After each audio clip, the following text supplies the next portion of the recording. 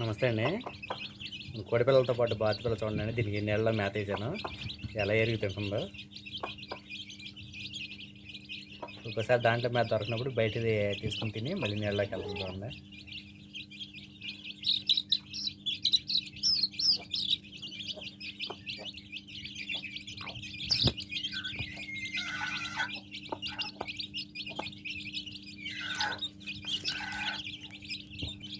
మనం కోడి పిల్లలతో పాటు చేయించుకున్నప్పుడు కొద్దిగా మేత నీళ్ళు అయితే బాతు పిల్లలు నీళ్ళలో తింటూ ఉంటాయండి. ఈ కోడి పిల్లలు బయట తింటూ ఉంటాయి.